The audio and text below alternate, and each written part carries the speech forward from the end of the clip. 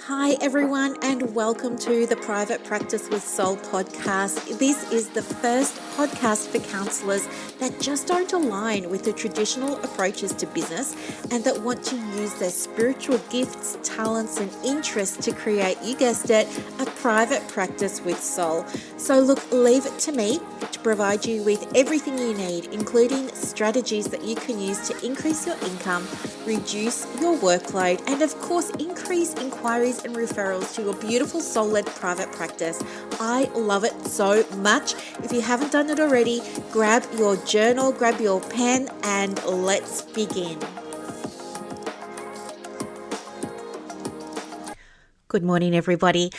Happy Saturday. Today, what I want to talk with you about is believing in yourself when it comes to running your beautiful soul-led private practice. And this is such an important topic because I think so many of us doubt ourselves, we doubt our ability, we doubt our worth, we doubt all kinds of things. And I was thinking today, how could I raise up my community? How could I help them to see what I see? Help them to see their potential and to tap into all the juicy good stuff that they bring to the field, to the profession, to a session, all those sorts of good things. Okay. So it's a problem when we think about our, ability to believe in ourselves, because so many of us can, I don't think it's intentional. I don't think it's even conscious.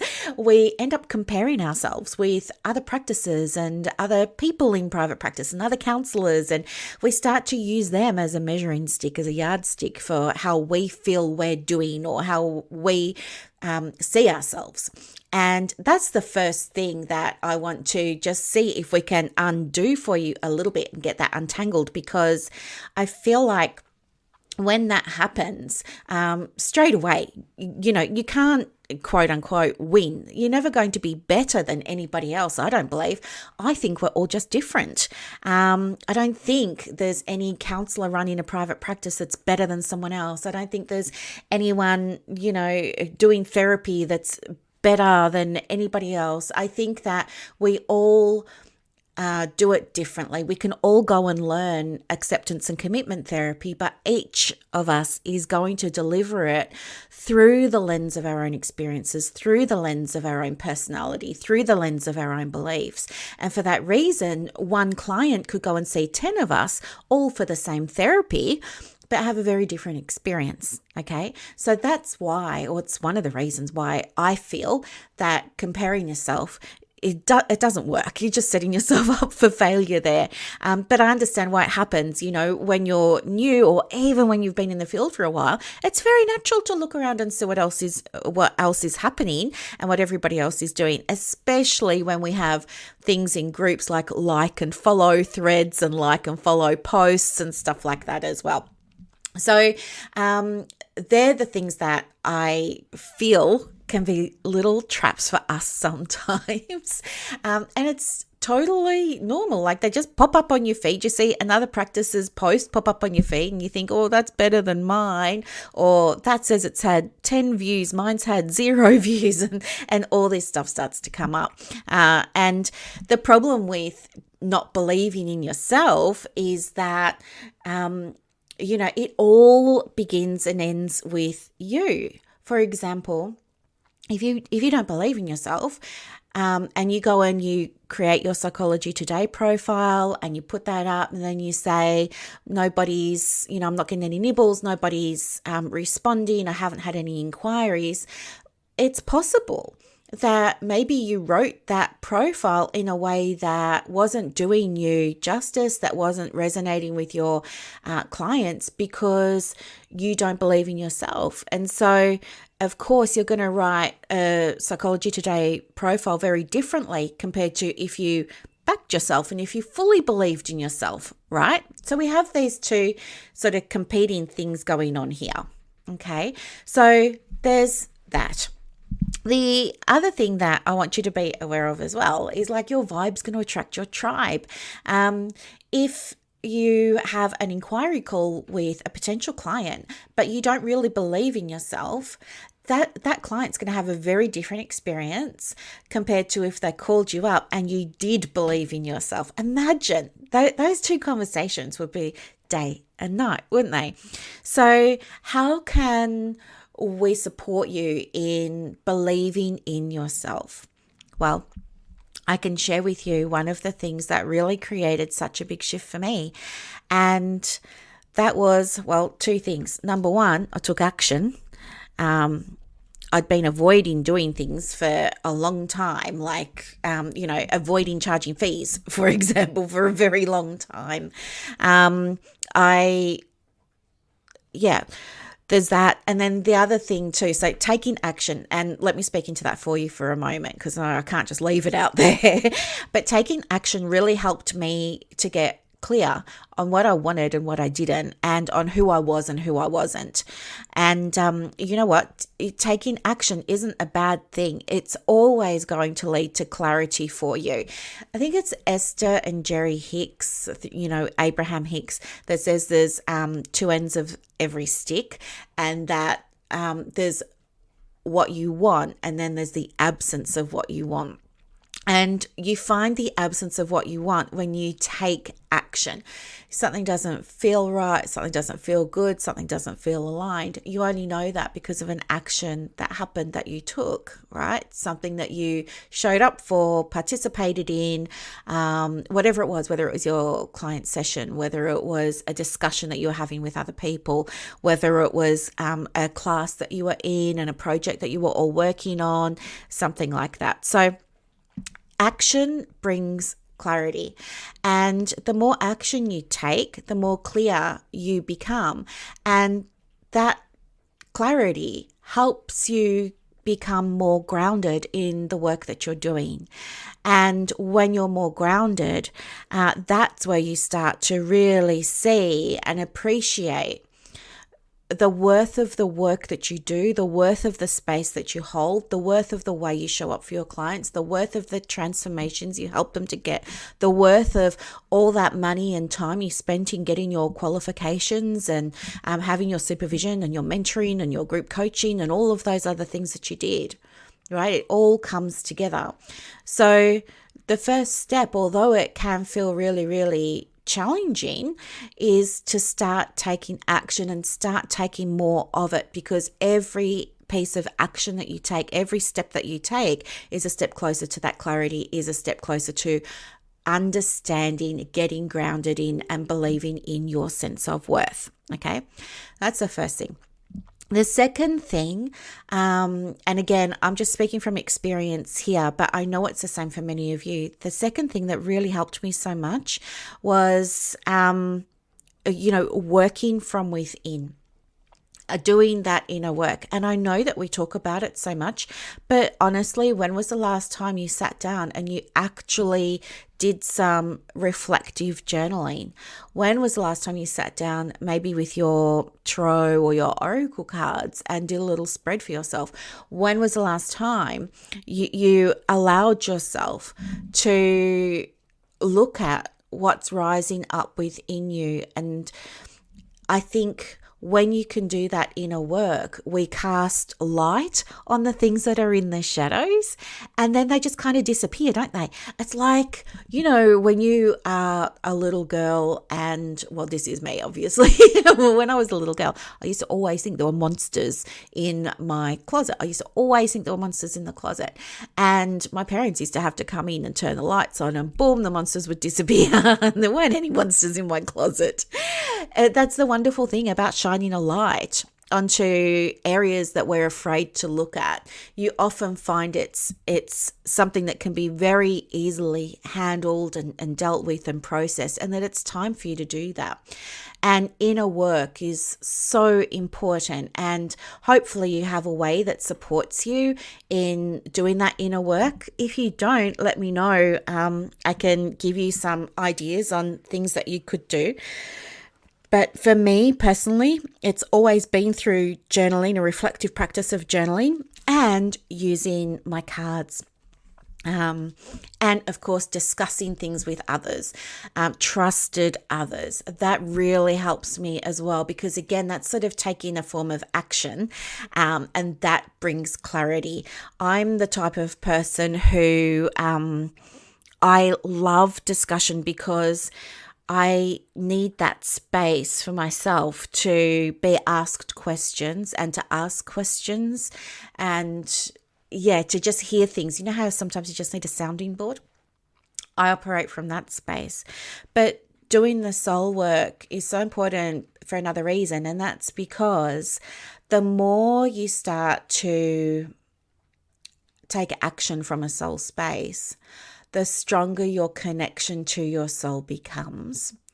And that's important because when you start to strengthen that relationship, you organically begin to operate from a soul space.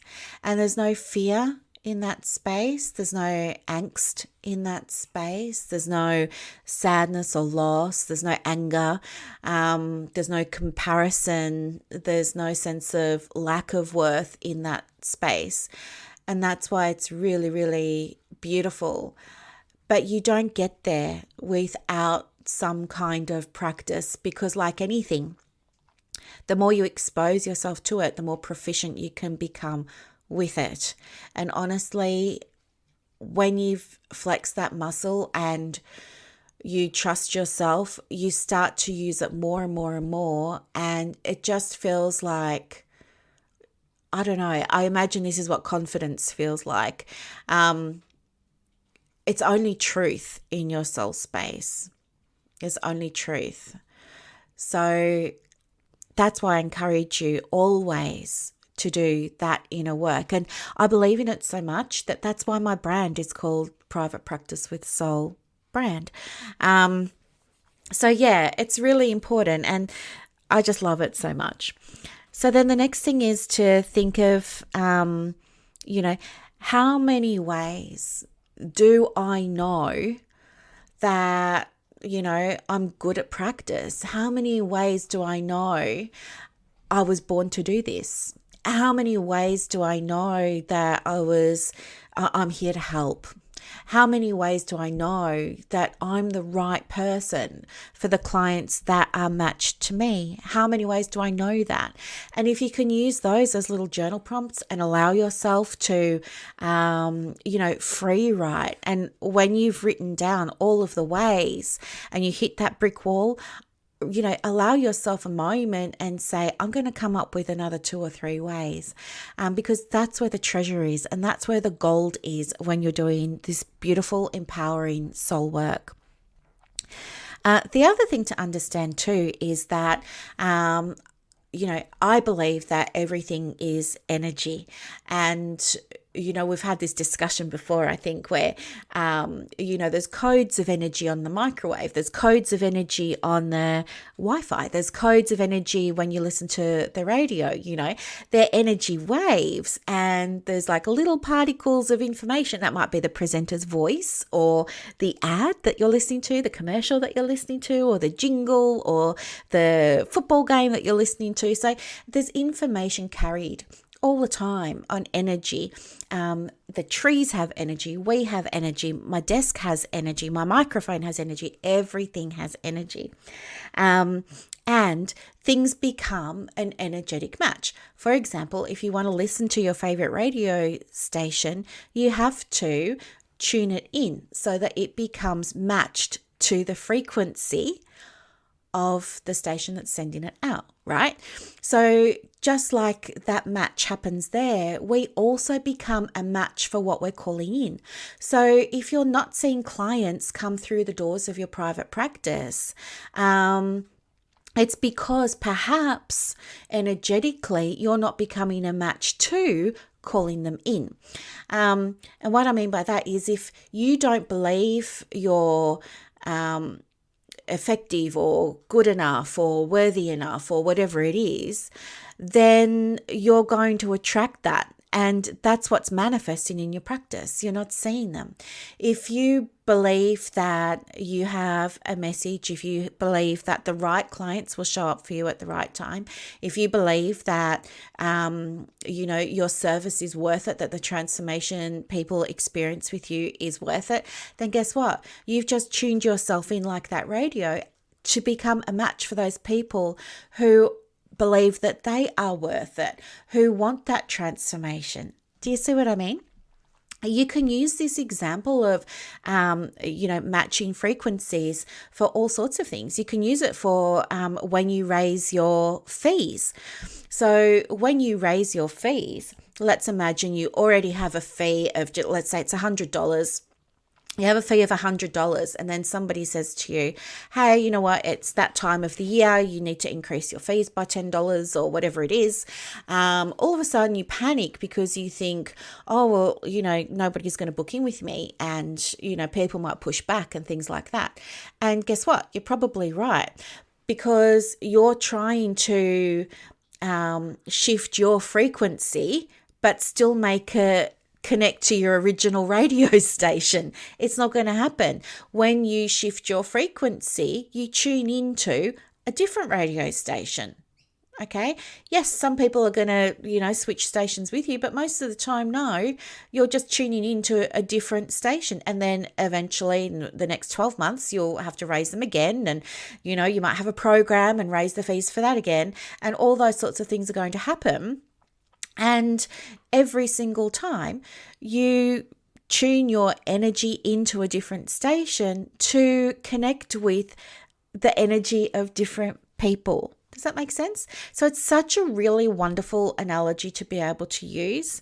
I believe your vibe is your currency.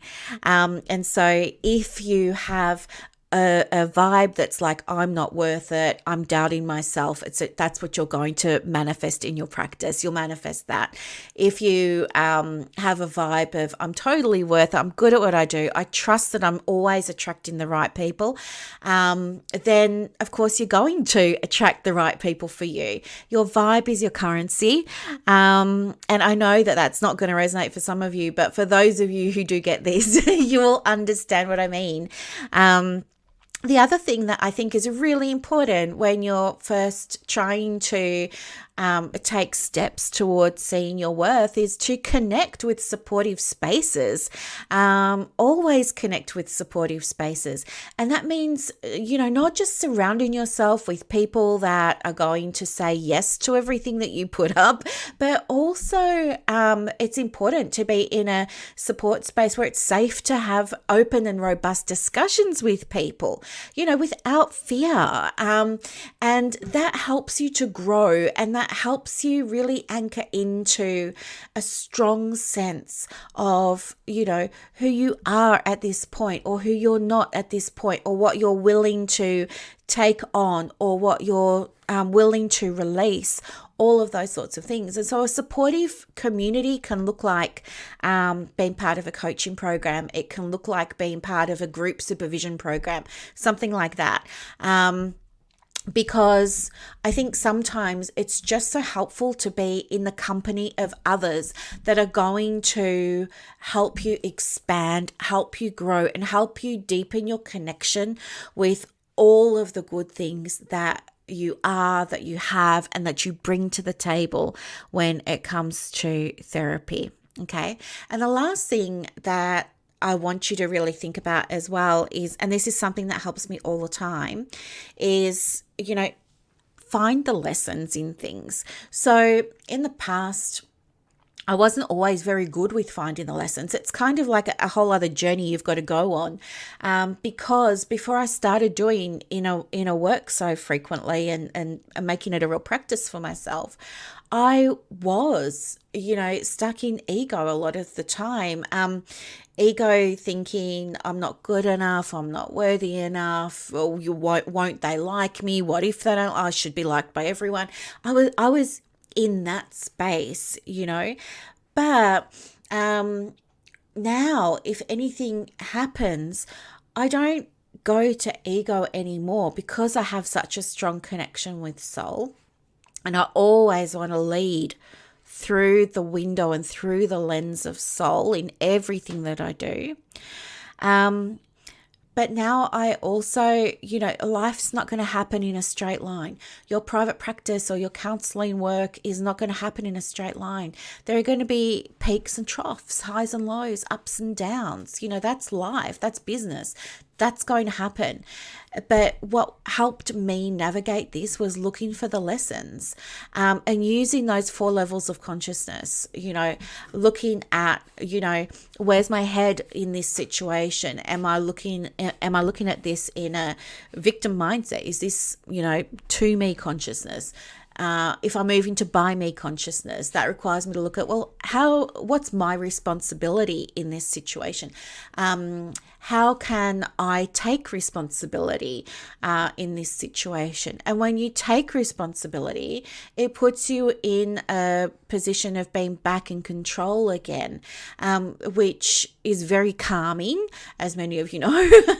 And then from that by me level of consciousness, you then go to level 3, which is through me consciousness. And that's where you say, okay, I'm a vessel and I'm just going to allow source, my soul, the divine energy, God energy, whatever verbiage you use, to work through me in this situation. That's the through me consciousness, allowing yourself to be a vessel for your soul to express itself. And then level 4 is as me consciousness. And as me consciousness is when you have that realization that, hey, we're all source, we're all energy, and we're all, just connecting together. Like, I'm that, you're that, we are that, they are that, everything is that. Yeah. So that's how it looks. And that's what I really want you to take away today, that you get to believe in yourself in private practice. And in fact, believing in yourself can make such a big difference in the success that you experience in your private practice, where success means anything you want it to mean. Okay? It comes back to those beliefs. So the steps that I went over for you, just to do a quick recap. The more action you take, the more clarity you're going to get. Create space for you to do inner work. And if you haven't done it already, one of the things that I do is, I block time in my diary. But one of the things that I do is I also have time blocked each morning and each afternoon for inner work. And just having it there as a non-negotiable, because I like to tick things off as well. My masculine energy likes to tick things off, feels good. And then the other thing, the step number 3, I think it is to really unpack, how many ways do I know I'm helpful? How many ways do I know I can support this client in having a transformation? How many ways do I know this gets to be easy for me, because when I work in flow and when I work in alignment, it feels easy? How many ways can you nurture and cultivate your vibe? Because your vibe is your currency. And then, where can you go to surround yourself with support, right? And what does support mean for you? Does it mean being around people who are really uplifting, who are really positive, who are really informative, who want to see you succeed? Think about what a supportive space would look like for you, and list down all the things that you would love to experience in that supportive space, and then go out and find it. Ask for recommendations. Where is a supportive space for me with this? Do you know of anywhere that has these types of things? And as I said, could be your supervision, your group supervision or something. And then the last thing is to look for the lessons when life doesn't work out well for you. Look for the lessons, okay? And that's how you're going to continue to grow, because, as I said, your practice is going to ebb and flow. There are always going to be lessons. There are always going to be opportunities for you to grow. Even if you look at where you are now to where you were 12 months ago, opportunities to grow. Okay, so I hope that this was super duper helpful. Have a wonderful Saturday. Have a wonderful weekend, and I'll talk to you soon. Bye, everyone. I hope that you loved this episode as much as I loved putting it together for you. To get more resources to help you in your private practice, head over to Instagram. My handle is @theprivatepracticecoach. And also, if you want more inquiries and referrals for your business, let me know. I have a program called Clients on Demand that opens every quarter, and I can absolutely get you some information for that as well. You are doing an amazing job. Thank you for sharing your gifts with the world. Bye.